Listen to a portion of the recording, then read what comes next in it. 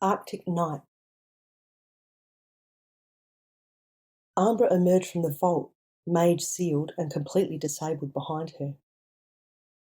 The blizzard had stopped, but the Arctic wind hurled shards of cold into her face. She had to get help, had to warn Amiko or Quill or her mother about Necro, but the township was a long way off on foot. Gazing at the far-off specks of light at Longyearbyen, Ambra's only option was to set off through the snow and hope she could raise the alarm before Necro was able to carry out his plan. Against the wind, she estimated it would take her a good hour or more in this weather to reach the town. Just put one foot after the other. Her adrenaline surged as she recalled Jostine's warning about polar bears. Being unarmed, she could only hope luck would be on her side. Ambra began trudging through the Arctic night, the aurora borealis sending an occasional flash of green shimmering across the sky. She struggled to maintain her footing in the snow, and battling the force of the wind was sapping her energy. Every few minutes she had to stop to rest. She scanned her surroundings. Then she saw it. A white hulk of fur only 50 metres away, silhouetted by the dark blue sky. A polar bear staring directly at her. It sniffed the air. Her breath caught in her throat. I have nothing to defend myself with, and there's no way I can outrun this creature in the snow. Another flash of green. The bear's thick coat rippled in the roaring wind, and its eyes sparkled with delight. Despite the searing cold, she could feel herself starting to sweat. As another vivid burst of green light spiralled across the sky, Ambra could clearly see the bear's shiny licorice nose and pink-stained paws and mouth, evidence of a recent meal. She began to feel faint. Luck was on her side. The bear ambled away from her and disappeared into the snow.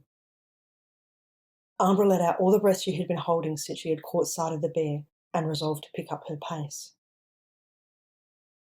10 minutes further into her trek, she made it to the top of a small rise and saw shadows on the snow not far below, just visible in the ethereal blue light. A white snowmobile, and the black snowmobile last seen making its escape from the vault on its side in the snow. An accident? Engine failure. Then, further beyond the snowmobile, she saw two men engaged in a fight, spilling towards the frozen coastline. One wore a blue and black balaclava. Necro. The other, a dark-haired man with a close-cropped beard, wore red snow gear. A third, smaller man lay motionless in the snow. Goiter. He was out cold. Red had a black velvet pouch in his hand which he was using to land heavy blows on Necro. Just as Ambra thought Red had the upper hand on the Nautilus, Necro delivered a 1-2 punch to Red's head and ribs, stunning his opponent. Red struggled to maintain his footing, holding his ribs and wincing. Necro moved in to take him off balance. "Don't let him get his face near yours," screamed Ambra at Red. Her warning carried to Red on the wind. Her shout caught Red's attention, and he aimed his next attack at Necro's solar plexus, throttling him in the midsection. Necro collapsed backwards, winded.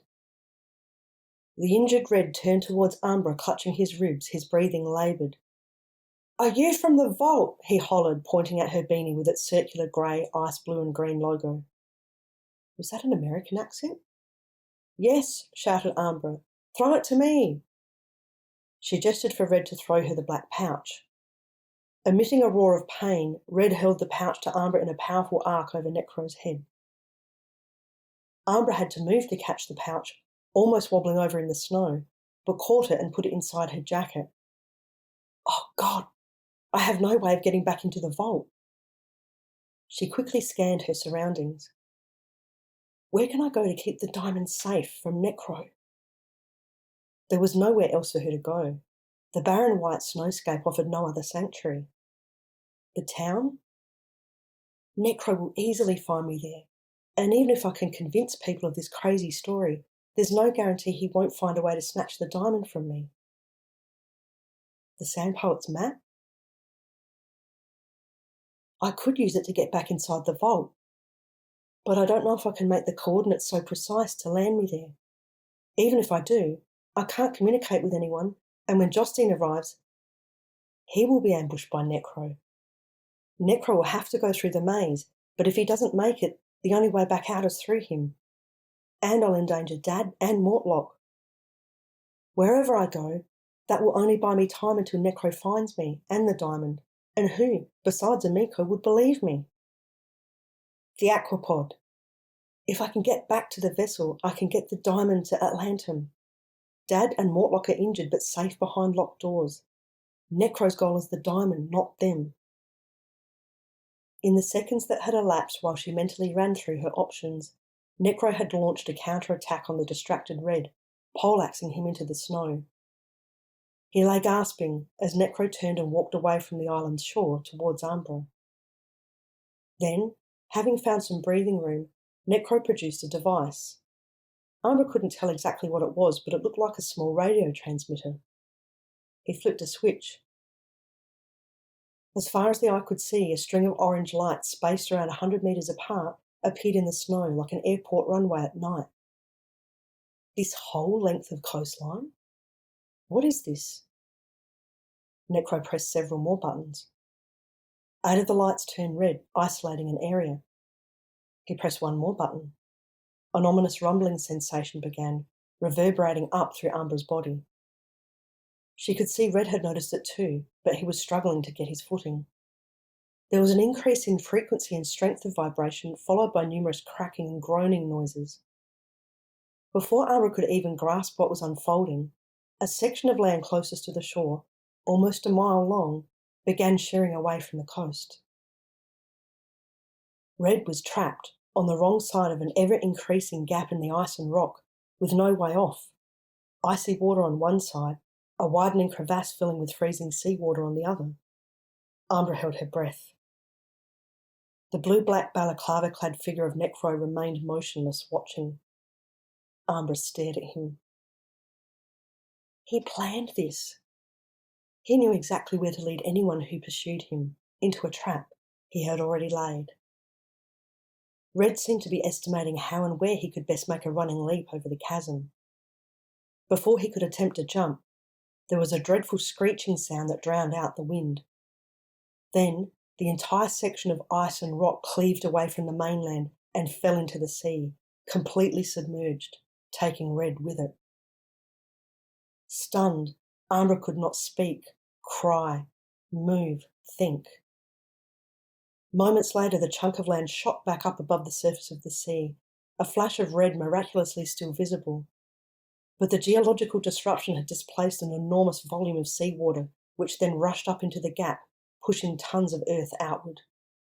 Like riding a huge ice surfboard, Red was carried off on the wave and out of sight as the earth and sea continued to settle their argument in the violent aftermath. Ambra's mind could not comprehend what she had just witnessed. Did Necro cause the ice, the very earth, to crack and fall? Was Red still alive? A jolt of adrenaline shook her out of the shock. She had to get the Saturnian diamond as far away from Necro as possible, as fast as possible. She scrambled towards Red's snowmobile and fumbled with the controls. It wouldn't start. Ah!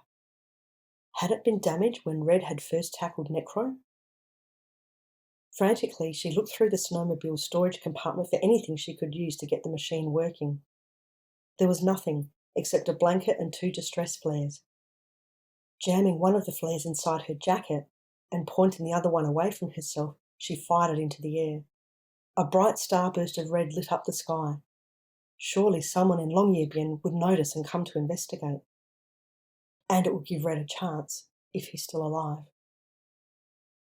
Heart-hammering, she tried to start the snowmobile engine again. This time it turned over, kicked into life, and she began to accelerate away, back in the direction of where her aquapod had landed, on the shore around the other side of the vault. She saw the vault twinkling faintly in the distance like a beacon and headed towards it. From there, she could navigate her way back to where her aquapod was waiting. As she approached the vault, She heard the revving of another engine.